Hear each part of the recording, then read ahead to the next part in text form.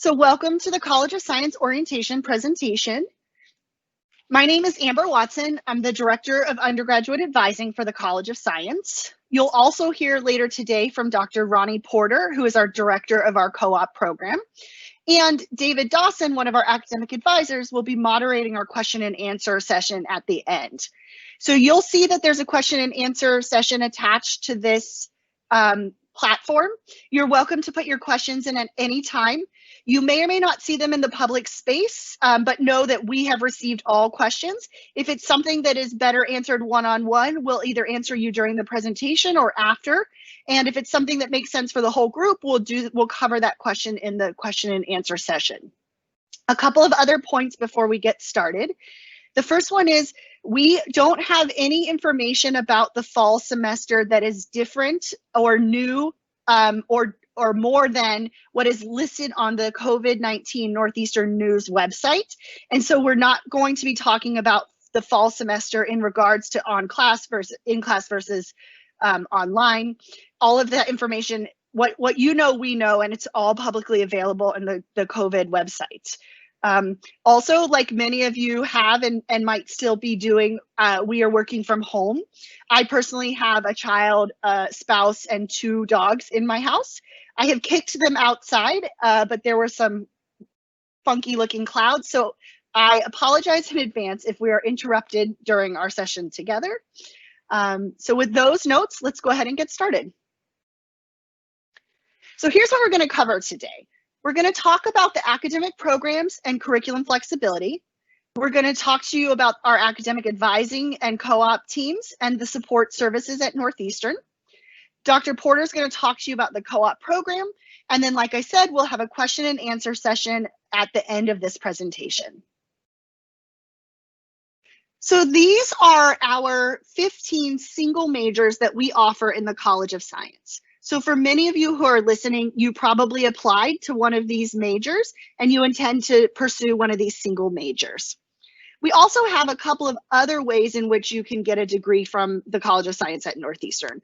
One of those is called a combined major. So some of you might already know about this. You might have already applied for them when you applied for Northeastern. But for those of you that don't know what that is, I'm going to give you a really brief overview.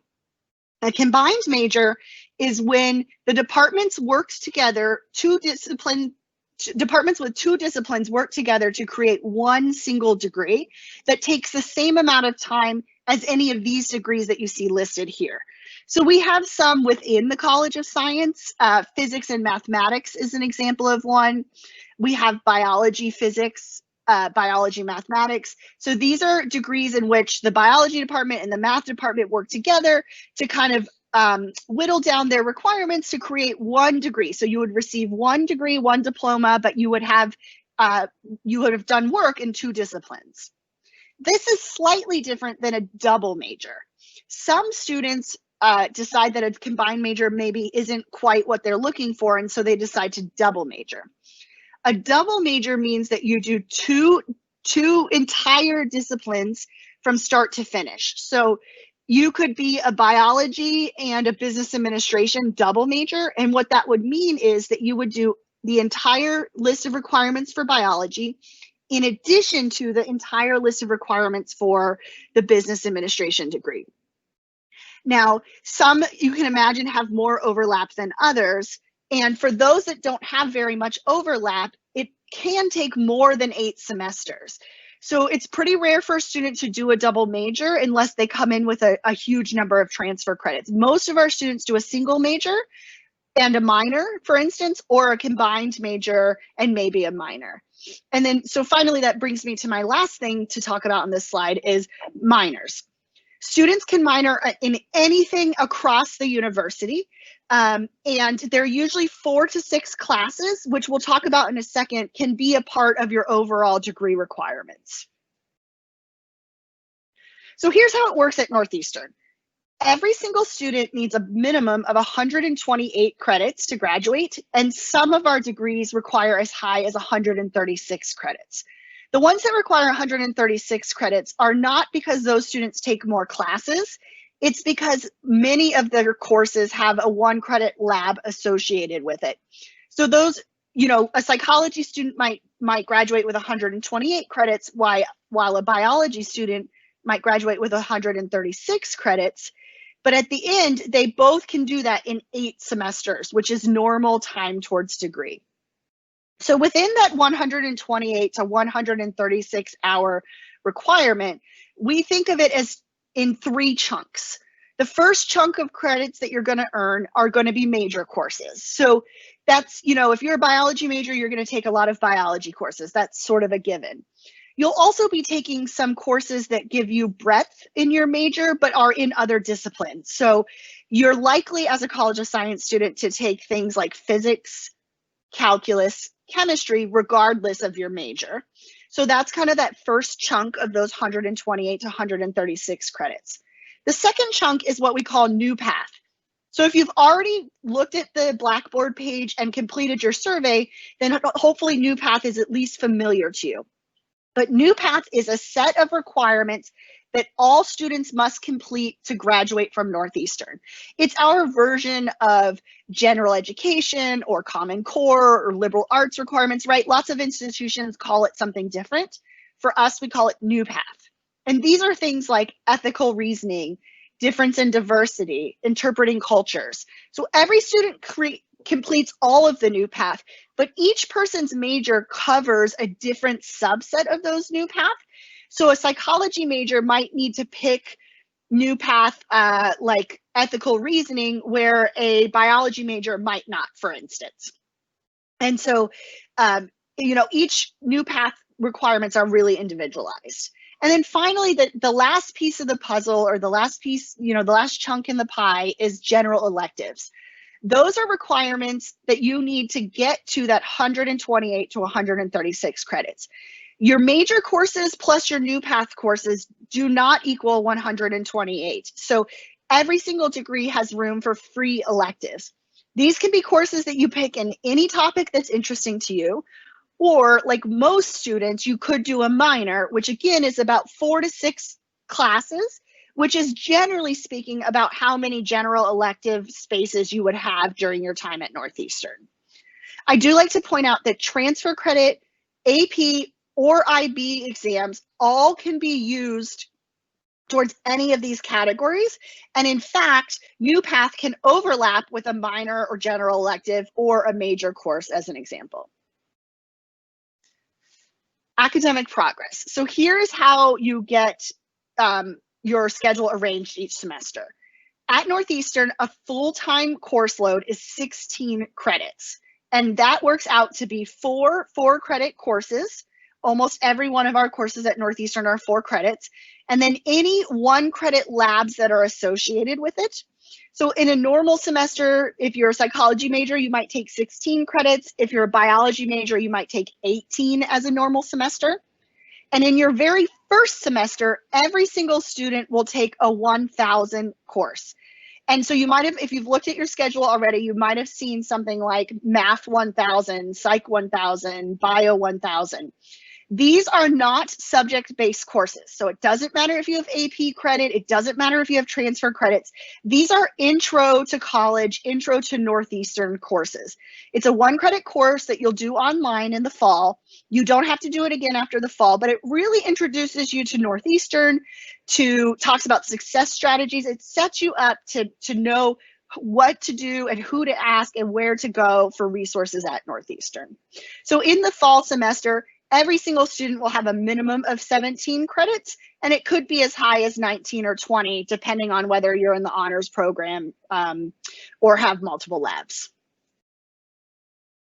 We also get questions about transfer credits. So if you have test credit, and when I say test credit, I mean AP, IB, GCE, A-levels, or the challenge exams. Northeastern will take 32 of those credits towards your overall credit requirement. So 32 of those credits can count towards that 128 to 136 limit. However, we know that sometimes students pass more exam courses than will give them 32 credits. So here's how it works.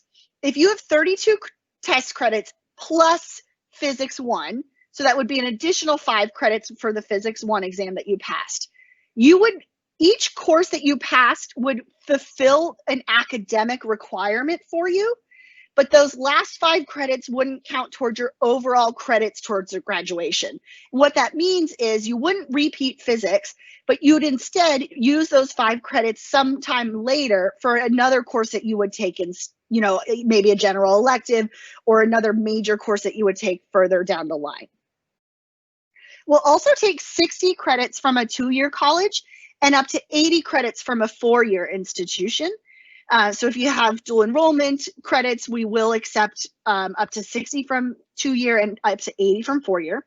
It's also really important to note, if you bring any transfer credits from an institution, you need a C or better for them to transfer to Northeastern. There are a few exceptions to that. The first exception is if you went to an institution that only has pass-fail grades, then we'll accept a pass or an S grade. The other exception to that is based on COVID-19 and many colleges and universities around the country going to pass-fail, we will accept for the spring, this past spring, and these summer semesters, courses that have a pass grade out of a pass-fail option because of the circumstances.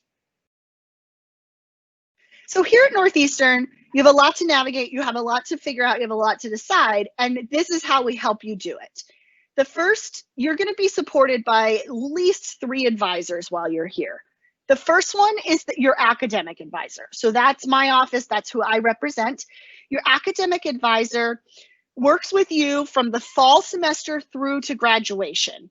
And they're really here to help you navigate your degree, answer questions about minors, study abroad opportunities, course scheduling and registration. So they really help you navigate your degree from start to finish.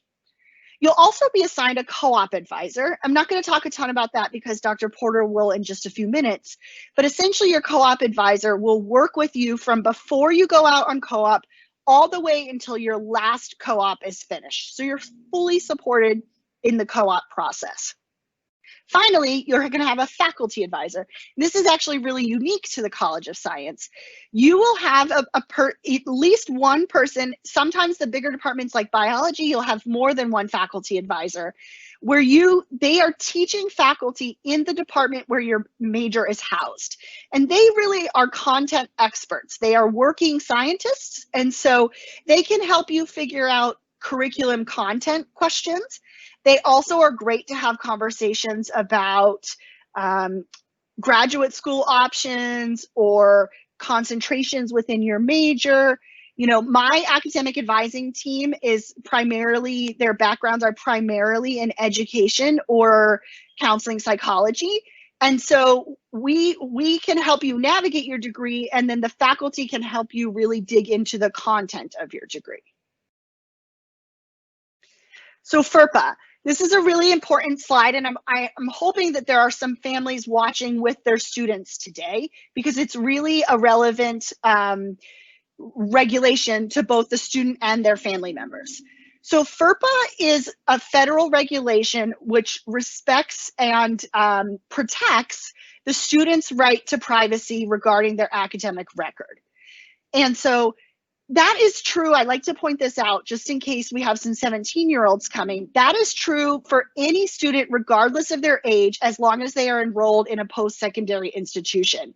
So if you're 17 starting college, you are still protected by FERPA, even if you're not an adult for other purposes. So each semester, you're going to be asked to waive your FERPA rights for 2 reasons. And actually, let me back up just for a second. FERPA protects anything on your student record except whether or not you're enrolled at Northeastern and your student email. Those are public information. Everything else is protected through FERPA. So that includes your course schedule, your GPA, your course attendance, any content of advising appointments where appropriate. All of that is protected by your FERPA rights. So you're going to be asked if you want to waive your FERPA rights for 2 reasons. The first one is called third-party FERPA waiver. And essentially what that means is if you are nominated or awarded an award based on your academic record, we can then advertise that. So in other words, our most common example of this is if a student gets on the dean's list at the end of the semester, which is based on their GPA, if you've waived third-party FERPA, we can put your name on our website. So your parents can put it on Facebook and brag about you, and your name goes on our website. If you haven't waived third-party FERPA, we couldn't put your name on our website. It's really narrowly defined. It doesn't mean that anybody outside of the university could call in and get your course schedule or that kind of information. It's really meant to let us do press releases and notifications when you've been awarded something based on your academic record.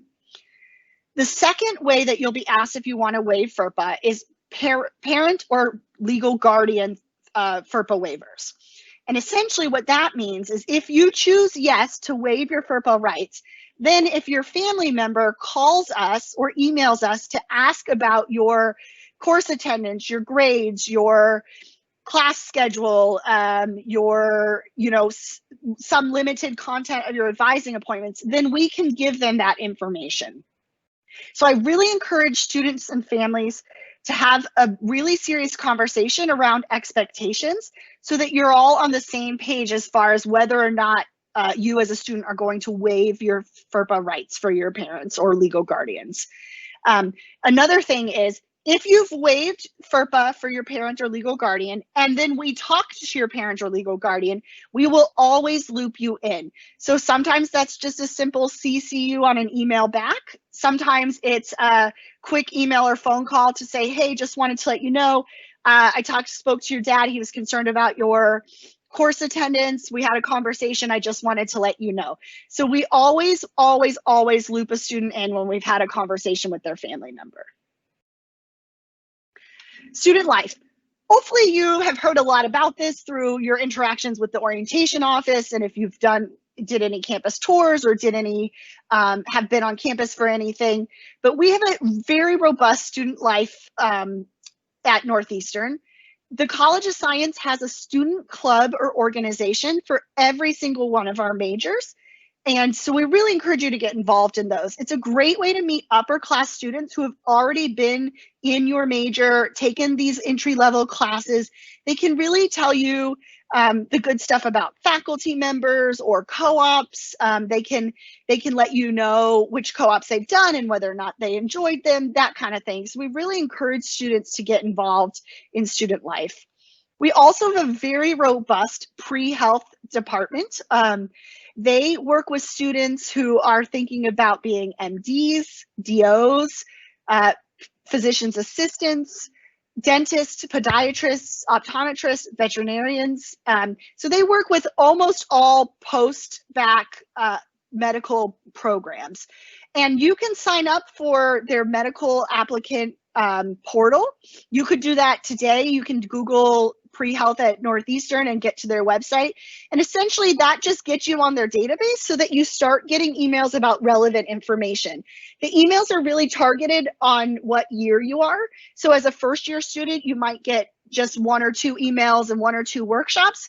But as you get closer to applying, you'll get a lot more information and a lot more workshops and a lot more help in the process. You can also have a one-on-one appointment with a pre-health advisor starting in the fall semester. So I know this is a little strange because I'm going to talk to you about next summer, which is a year from now. But the reason why I talk to you about this is because I want to make sure that if any of these things are interesting to you, that you talk to your academic advisor about them in the fall semester. The first one is new term.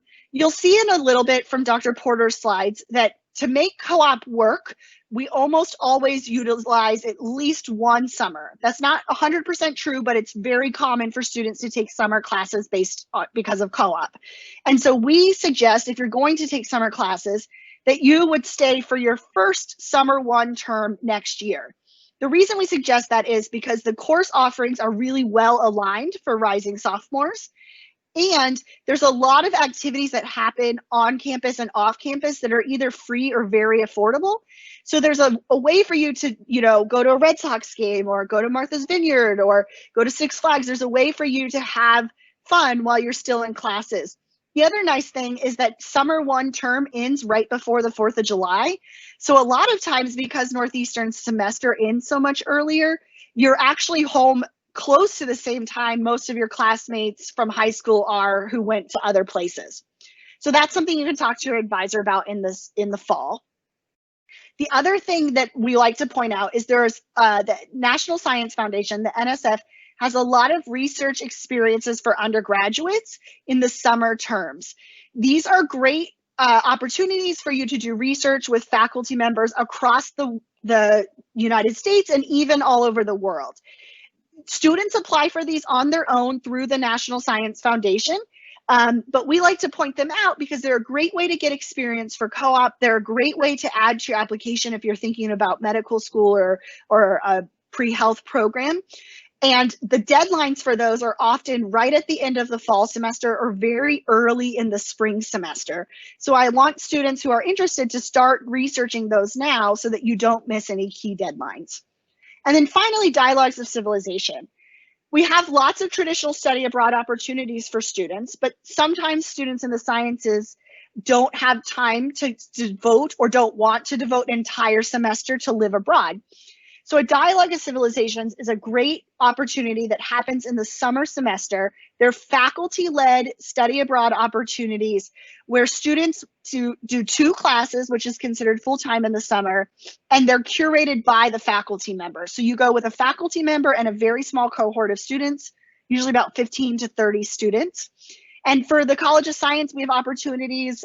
We have one that's been going for a very long time to Iceland, and they explore volcanoes and glaciers, and it's almost all field work. We have another one that goes to London, and they study personality and abnormal psychology. They spend some of their classes in Freud's house, which I think is really fascinating. They also explore serial killers of the UK, which I think is pretty interesting as well.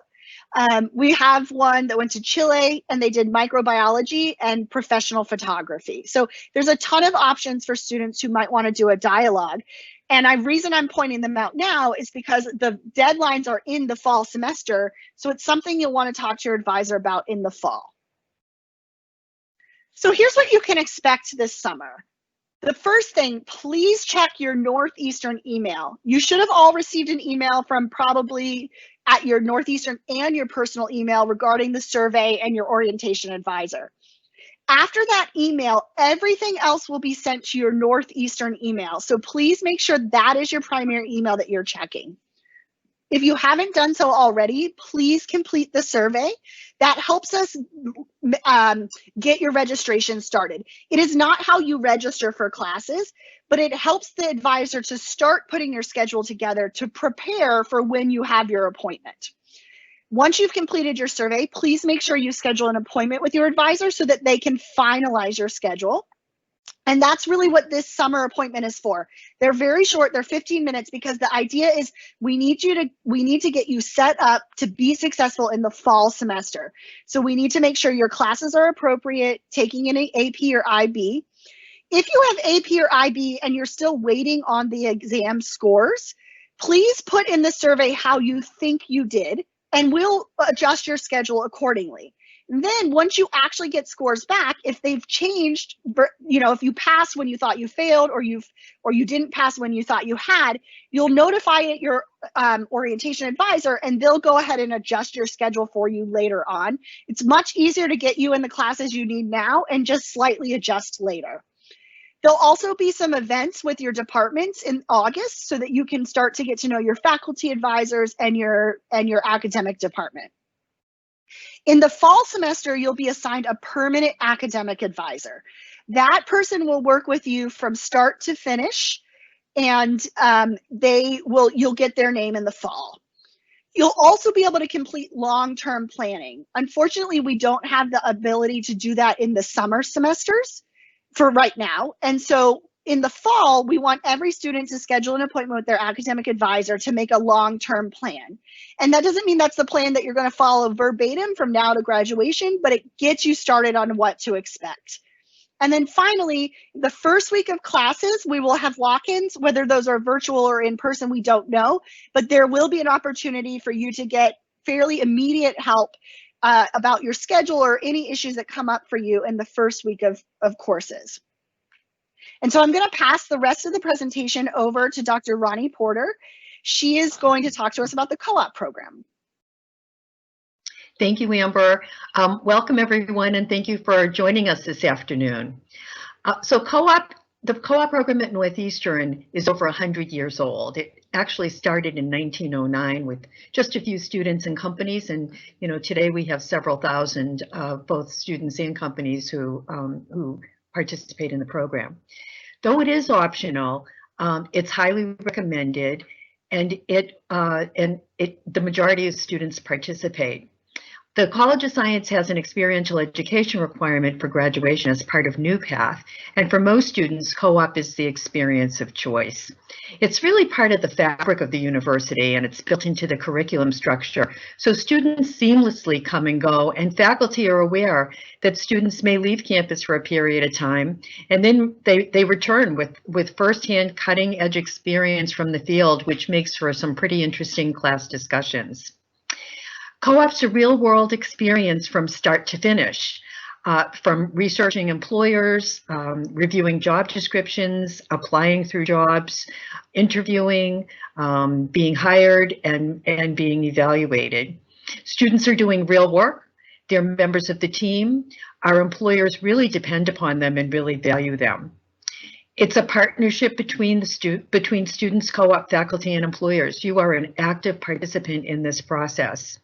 A student came into my office once and said, "Is this the place where they hand out the co-op jobs?"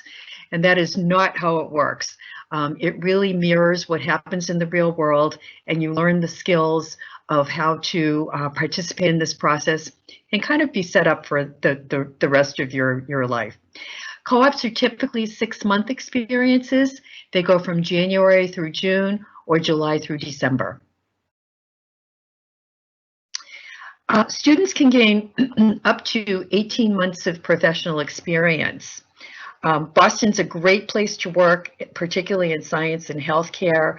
We work with all of the major hospitals and healthcare affiliates, such as Children's Hospital, Beth Israel Hospital, Brigham and Women's, Mass General, Shriners, McLean Hospital, to name a few. We work with a number of community partners and health clinics. We work with Angel Memorial Hospital, which is a national animal hospital. We work with a number of veterinarians and other animal hospitals. We work with places such as the New England Aquarium, where we have students on co-op who are divers in the giant ocean tank and take care of the animals in the tank, and also who work in the penguin exhibit and take care of the penguins and actually conduct some of the presentations to the public. We also work with major startup biotech and pharma companies, including companies that you've probably heard of, like Sanofi and Pfizer, Vertex, Moderna, who has been in the news lately, and many others. We work with schools and nonprofit agencies, newspapers such as the Boston Globe, a number of insurances, and many other businesses. Students develop impressive resumes, and about 50% are offered full-time employment by co-op employers after graduation.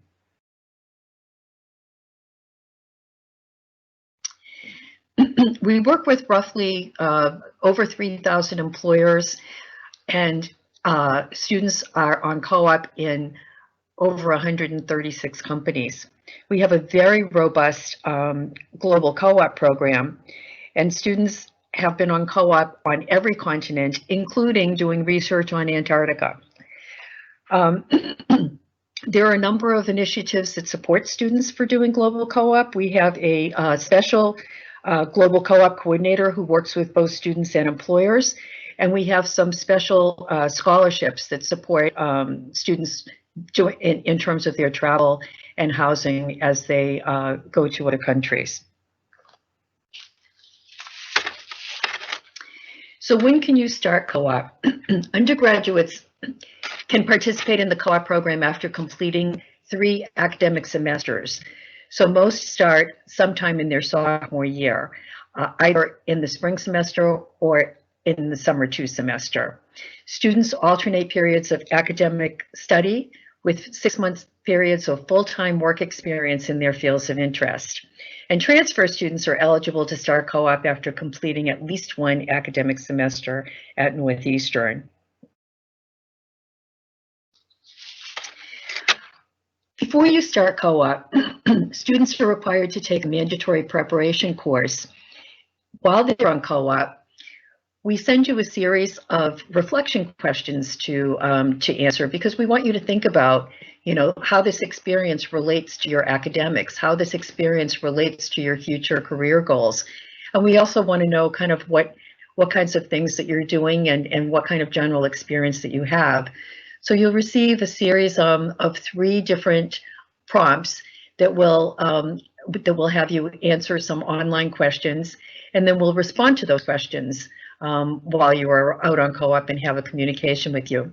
When students come back, we ask that you do a post-co-op reflection, and that could be in the form of an individual meeting with the co-op coordinator, participation in our co-op expo, presenting a poster, doing a presentation in one of our classes, a reflection essay, a video, and there's a whole menu of opportunities by which you can complete this particular requirement. So let me talk a little bit about the co-op preparation course. Students take it generally in the semester before they go on to their first co-op. It's a 1-credit course, and it's usually taught by the co-op coordinator that you'll be working with, or who is working with other majors in your field. And so this is something where you'll really learn all of the basics of searching for a job, and also thinking about your career development journey. You'll learn how to write a really good resume, a cover letter. You'll learn how to write thank you notes, how to prepare solid references for interviews. You'll learn how to interview. Everyone participates in a mock interview where you come dressed as dressed professionally, and you're asked questions and interacting with an interviewer who may be the instructor or an upper class student who will help you process how to conduct a solid interview. We ask you to do some readings, and we have some discussions on mindfulness, mindset, and motivation, because we want you to kind of connect all the dots and understand why you're making decisions about what kinds of companies you want to interview at, and also being able to make the most of your co-op experience while you're out there. A little bit about some of the logistics while you're on co-op. You do not pay tuition while you're on co-op, but you do maintain your full-time student status. Your loans remain in deferment. You can live in on-campus housing if you desire. You have access to all of Northeastern's resources, such as the library, the cafeteria, programming, clubs, and everything that is about student life you have access to. We have international and out-of-region co-ops. And as I mentioned, there's a particular person who works with our students who are interested in global co-ops. We will also help students self-develop a co-op if they, for example, would like to work in a region or a state where we don't have a particular opportunity that they're interested in. We certainly can provide them with the support and guidance of how to seek out and apply for co-ops in that type of a situation. As I mentioned, there are a number of scholarships for co-op. We have the President's Global Scholarship. We also have a Schaefer Scholarship, which is donated by an alum, and that gives students the opportunity to work on campus with a faculty mentor in a medical-related type of an experience. We have some other research co-op scholarships for students who may be working in a position that may not be paid. And we also have our Co-op Connections office, which provides support to students if they need to look for housing opportunities in other regions, and also to connect them with alumni events if they're going to be in another location. So to give you an example of what the schedule would look like, If you were to do 4 years of no co-ops, this is what a traditional schedule may look like. You would be in classes both fall and spring for each of the years that you would be here, and you would graduate in 4 years. If you were to do a 4-year 2 fall co-op program, this is what your schedule would look like. You would be in classes for the first 2 years for both semesters, and then you would start classes in summer 2, which would be in July. And I'm sorry, then you would start co-op in summer 2, which would be in July, going all the way through December. So that would encompass the summer 2 mini-mester, the fall complete semester, giving you the 6-month co-op. You would return to classes for both spring and summer 1, and then you would repeat that cycle for the following year. If you were on a spring co-op, you would do just the opposite. We have a new option for freshmen. One of the new path requirements is that you complete an ethics course. And so we have this year opened up our values, ethics, and professionalism in the sciences course for freshmen. It's a 4-credit course. It's online. It fulfills the new path ethical reasoning requirement. It starts to help you develop a coherent professional identity and examine ethical dilemmas that exist in science in a more in-depth way. Students will examine and articulate and defend their professional values. There'll be concurrent reflection exercises to create action steps to help you develop and reach your multiple long-term professional goals. In general, the average worker changes jobs at least 10 times before the age of 40. And particularly for those working in research and science, healthcare, big data, energy production, other kinds of science careers, the pace of change may be even faster as new scientific developments are happening every day. So we want to help you develop the skills to build your career in this new environment and to be able to pivot when you need to. So this is a good opportunity for you to, work in a smaller group online with a faculty member and practice some of these skills. And now I'd like to turn the program over to my colleague, David Dawson, who's an academic advisor and is going to manage the question and answer component of the program. David? Thank you, Ronnie. So the first question that we have here is there a maximum to the number of credits you are allowed to take in one semester? Yeah, that's a good question. The maximum is technically 20, but really what's more important than credits is the number of courses.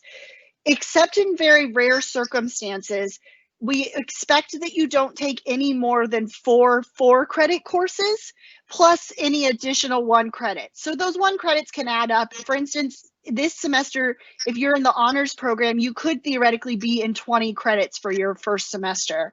And that's okay and that's normal because you're not doing more than 4 4-credit classes in a semester. Thank you, Amber. The next question is it in our best interest to send all our AP's test scores and other institution credits? Will they be counted for something? Yeah, so I would encourage you to go back to the Blackboard site that we sent in the email because it really explains AP, IB transfer credits. Those credits, if you've passed exams, might cover major requirements. They could cover new path requirements. And if nothing else, they could be general electives which help you get closer to that 128 to 136 credit limit. Next question. If I had questions about applying to medical school, would I ask my faculty advisor? Nope, you would actually go to the pre-health department. You can find their information today if you wanted. If you Google pre-health Northeastern, you'll find their website. I believe it is also just northeastern.edu/pre-health. But if not, Googling will help you find it. But no, there's a whole entire department that's set up to help students who want to go to medical school or other health professions. I took some AP courses this year, but I won't receive my AP scores until mid-July. Will this affect my registration for classes? Yep. So we are going to take how you think you did and adjust your schedule accordingly. And then once we know the results of those AP exams, we will adjust schedules if we need to. So if you felt really confident about bio AP, then we're going to move you on to the next bio class. And then if for some reason the score didn't come back as high as you had thought it did, you'll let your orientation advisor know and they'll adjust your schedule.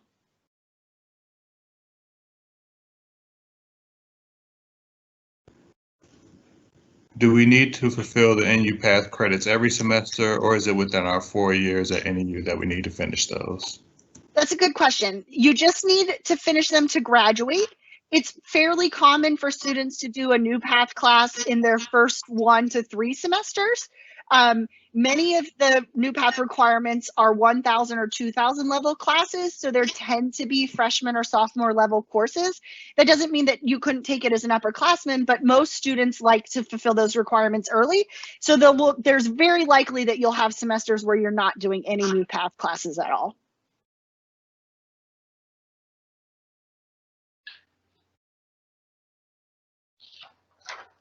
Is it possible to graduate in 4 years without summer classes if you have AP credits? It is possible. It depends on how many credits you bring in and what categories they count for.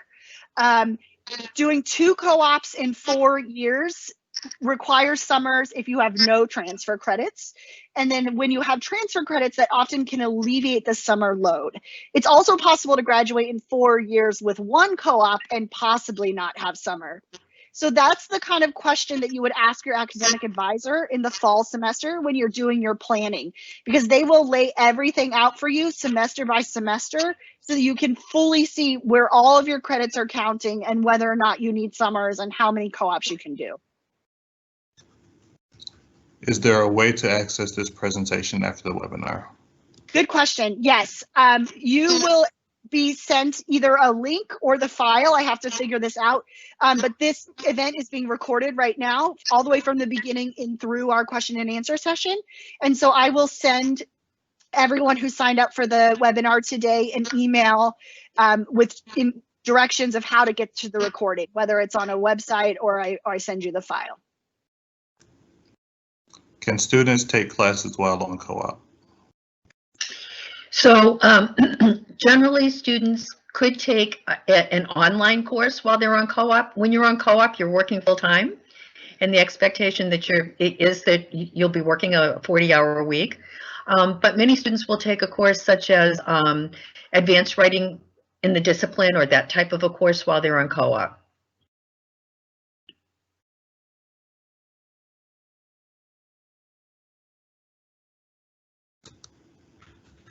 Sorry. If you choose research for experiential learning, do you do research while you are also in classes, or do you do research with a similar schedule to that of co-ops? Yeah, that's a great question. I'll answer the first part of that, and then Ronnie can answer the second part. So if you're doing experiential education, if you want to do research to get your experiential education requirement met, you have an option to do that through co-op with faculty. So Ronnie can talk about that in just a minute. But essentially, if you're not going to participate in a co-op, but want to work in a faculty member's lab, then to get credit towards your experiential education requirement through NewPath, you would register for a research course. Students tend to not register for those courses until their 2nd to 3rd year. You certainly can volunteer in a lab well before then, but you would take a course, you would get 4 credits for it. Most of our majors allow 1 research course to substitute for a major requirement, and then it would also meet your experiential education requirement. And so there are faculty members on campus who hire students during their co-ops, but also many of the co-ops that many of the employers that we're working with in the biotech and pharma industry hire students in research assistant positions. So that would be another way to conduct research. As well as there's also clinical research in hospitals. Two related questions. When do we register for classes officially, and can I still register for summer classes now? So your advisor is, I'll answer the first part first. Your advisor is already working on your schedule if you've completed the survey. And in fact, every student was pre-seeded into a set of courses based on their major. So if you looked at your schedule right now, you should see some courses on your schedule. That doesn't mean that your schedule is complete. It doesn't mean that that's exactly what you'll be in, but we do some pre-work. And then when you have your meeting with your orientation advisor, that's when your schedule is finalized. They make sure that they have an accurate understanding of your transfer credits. They talk to you about elective courses, that kind of thing. So all of that is fully finalized when you meet with your orientation advisor. And unfortunately, incoming students cannot register for summer classes because you've matriculated for the fall semester. So the first time you'd be able to take classes at Northeastern is in the fall.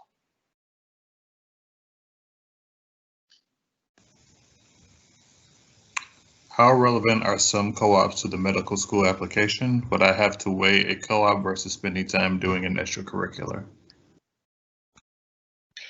So medical schools have told us that they really encourage students to have some research experience before they apply.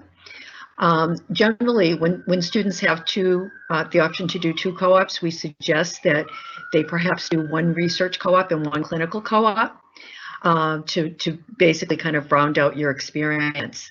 But we also encourage you to be involved in extracurricular activities because medical schools are looking for well-rounded people. So, particularly if you take a leadership role in an extracurricular activity, or you do some kind of service, trip during like alternative spring break or something like that, we really want you to do things that you enjoy because we want you to have a robust college career, and medical schools are also looking for this in your application.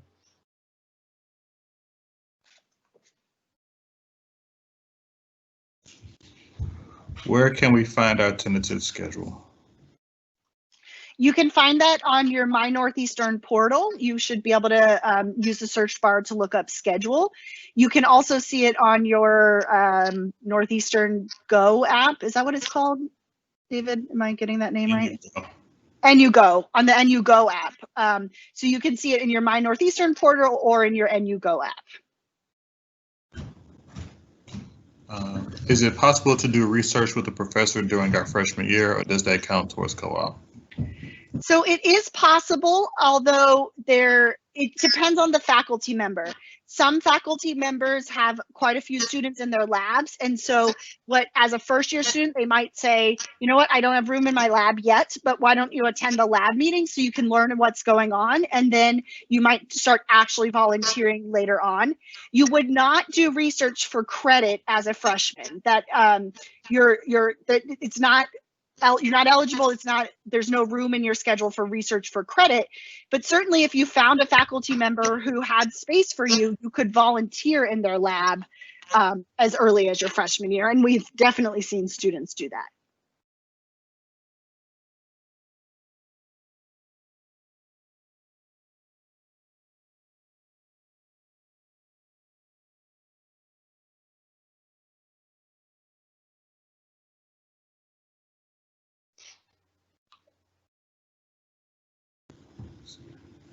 Sorry, my computer is moving slowly.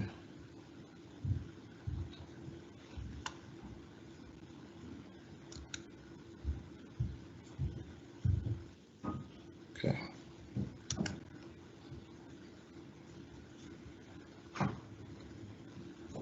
If students are considering taking challenge exams and end up receiving credit, how would this affect their schedule? Sure, it would affect your schedule in the same way IB or AP or any of those other test exams that I mentioned. We will schedule you in your appropriate schedule right now. If you do the challenge exam and successfully pass it, we will then move you forward into the next course before the fall semester starts. So If you're doing challenge exams, I would hold off on buying any textbooks until you know the results of your challenge exam and you have your finalized schedule. If you're not doing challenge exams and you already know your AP scores or you don't have any transfer credit, once you get your schedule, you are welcome to look for and buy textbooks if appropriate.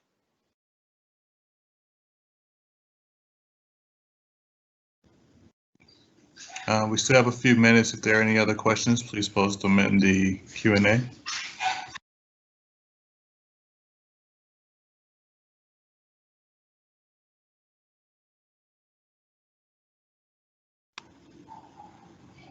Can you talk a little bit about the SAIL website, like what is available to us now? Yeah, I am not sure, actually. That would be a really good question to ask your orientation leader, which hopefully you have heard from the orientation office. If you haven't heard yet, you'll be hearing from them very shortly. SAIL is really housed more in the student affairs side of Northeastern. And so I don't know what, as an incoming student, you have access to, although I do know all of orientation is in SAIL. So I would presume that you could download the app and log in now with your Northeastern credentials. I just don't have confirmation of that. How easy is it to switch majors? Yep, so if you know right this minute that you want to switch majors, you can go in your admissions portal and select the major change to your new major. If you are changing within the College of Science, then you'll continue to work with your orientation advisor and they will schedule your classes appropriately. If you are wanting to switch outside of the College of Science, you'll put your major change in through the portal, and it'll be about a week to 2 weeks before you hear back from the new college. But the new college will then let you know what their process is and how you meet with an academic advisor and adjust your schedule for your new major.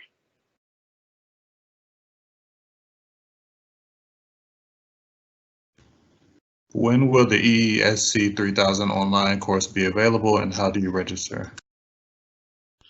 So when you're meeting with your academic advisor and doing your schedule, I believe that you can register then. Amber, is that correct? Yep, it is. Yep, if you think you're interested in that course, it's a great way to get your ethical reasoning. It's also an online course, so it makes scheduling some of your other classes easier. Then you'll talk to your academic advisor about that course when you're in your meeting. Exactly right.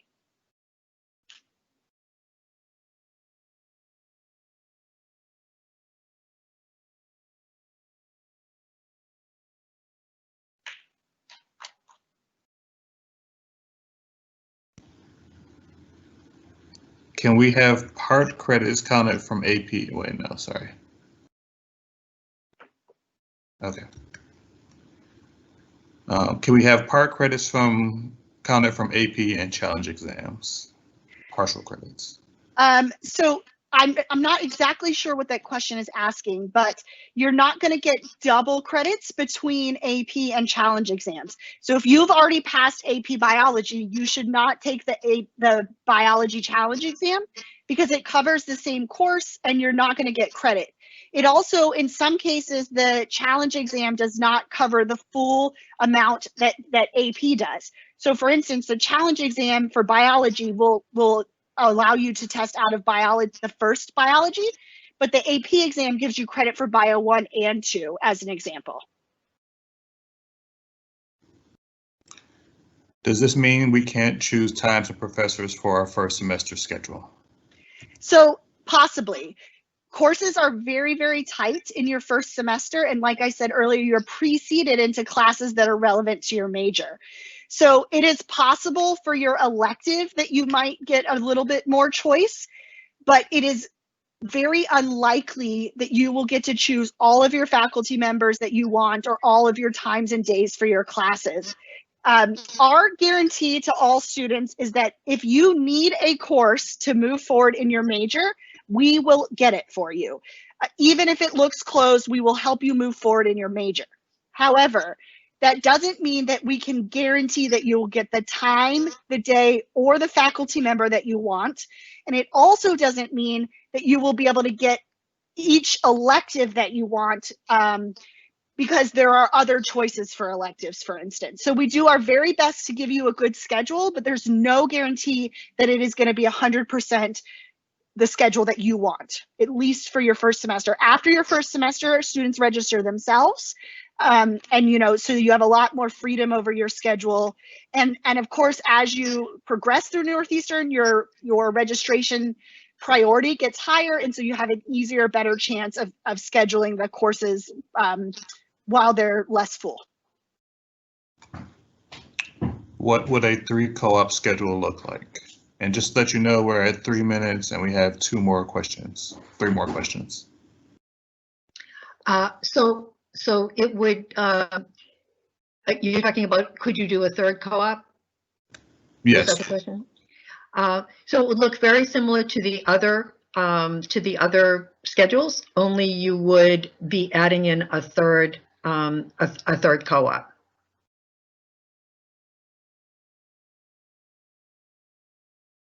Can you do summer? Oh. I'm sorry? Oh, a summer co-op, a summer only co-op? No, can you do in-use summer courses and dialogues in the same summer? Oh. You can, because summer is split into 2 semesters. So students could do like a dialogue in summer 1 and come back and do regular classes in summer 2.